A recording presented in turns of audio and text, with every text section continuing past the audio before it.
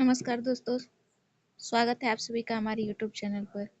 दोस्तों, आज की वीडियो में हम भारतीय प्रधानमंत्री के बारे में चर्चा करने जा रहे हैं। तो चलिए दोस्तों, आज का वीडियो हम प्रारंभ करते हैं। संविधान द्वारा प्रदत्त सरकार की संसदीय व्यवस्था में राष्ट्रपति जो होते हैं हमारे, वह केवल नाम मात्र के कार्यकारी प्रमुख होते हैं, जबकि वास्तविक कार्यकारी शक्तियां जो हैं वह प्रधानमंत्री में निहित है। दूसरे शब्दों में अगर कहें तो राष्ट्रपति राज्य का प्रमुख है, जबकि प्रधानमंत्री सरकार का प्रमुख होता है। प्रधानमंत्री जो होते हैं, संविधान में प्रधानमंत्री के निर्वाचन और उनकी नियुक्ति के संबंध में चर्चा नहीं की गई है। अनुच्छेद 74 में सिर्फ इतना कहा गया है कि राष्ट्रपति को सलाह देने के लिए एक मंत्रिपरिषद होगी, जिसका प्रधान जो होंगे वह प्रधानमंत्री होंगे। अनुच्छेद 75 में कहा गया है कि राष्ट्रपति प्रधानमंत्री की नियुक्ति करेंगे तथा प्रधानमंत्री की सलाह पर अन्य मंत्रियों की नियुक्ति जो है वह राष्ट्रपति के द्वारा ही की जाएगी। अब इनके शपथ, पदावधि और वेतन के संबंध में देखते हैं। प्रधानमंत्री जो होते हैं, पद ग्रहण करने से पूर्व राष्ट्रपति उन्हें पद एवं गोपनीयता की शपथ दिलवाता है। प्रधानमंत्री के अगर कार्यकाल की बात करें तो इनका कार्यकाल जो है वह निश्चित नहीं है। क्यों? क्योंकि राष्ट्रपति के प्रसाद पर्यंत अपने पद पर बने रहते हैं।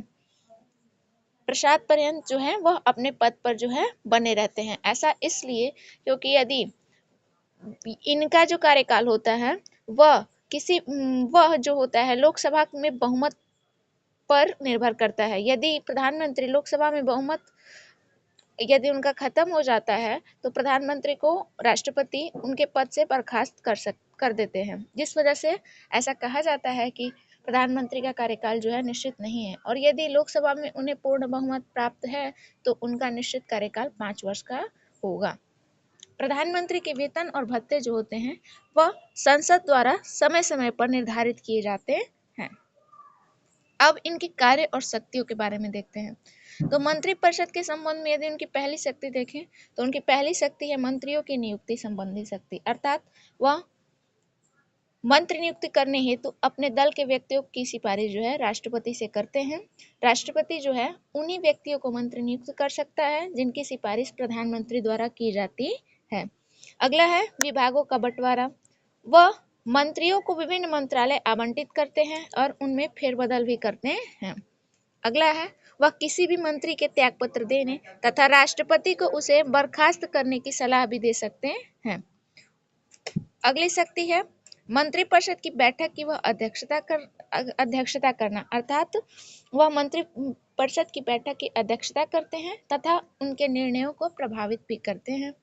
अगली शक्ति है वह सभी मंत्रियों की गतिविधियों को नियंत्रित निर्देशित करते हैं तथा उनमें समन्वय भी रखते हैं।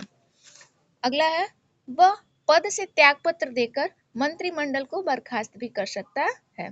ऐसा कहा जाता है कि चूंकि प्रधानमंत्री जो होते हैं वह मंत्रिपरिषद के प्रमुख होते हैं, अतः जब कभी भी प्रधानमंत्री त्यागपत्र देते हैं या उनकी मृत्यु हो जाती है तो अन्य मंत्री भी कोई कार्य नहीं कर सकते हैं। और अगर अन्य शब्दों में कहें तो प्रधानमंत्री की मृत्यु अथवा त्यागपत्र से मंत्रिपरिषद जो होती है स्वयं विघटित हो जाती है।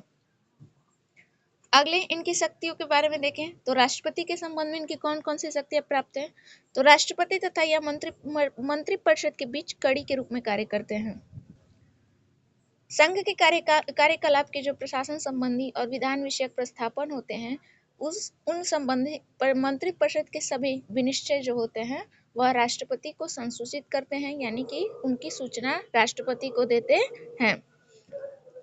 अगला है वह राष्ट्रपति के विभिन्न अधिकारियों की नियुक्ति के संबंध में भी परामर्श देते हैं। विभिन्न अधिकारियों में जैसे भारत का महानियंत्रक एवं महालेखा परीक्षक हो गए, भारत का महान न्यायवादी हो गया, संघ लोक सेवा आयोग के जो अध्यक्ष हैं उनके सदस्यों और अध्यक्ष की नियुक्ति इत्यादि के संबंध में परामर्श राष्ट्रपति को वो देते हैं।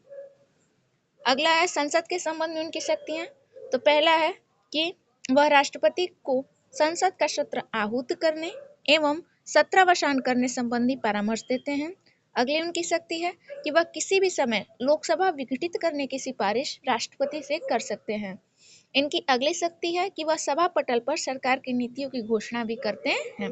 अगर अन्य शक्ति व कार्य इनके देखें तो वह प्रधानमंत्री जो होते हैं वह नीति आयोग, राष्ट्रीय एकता परिषद, अंतर्राज्यीय परिषद, राष्ट्रीय जल संसाधन परिषद और कुछ अन्य संस्थाओं के जो हैं अध्यक्ष होते हैं।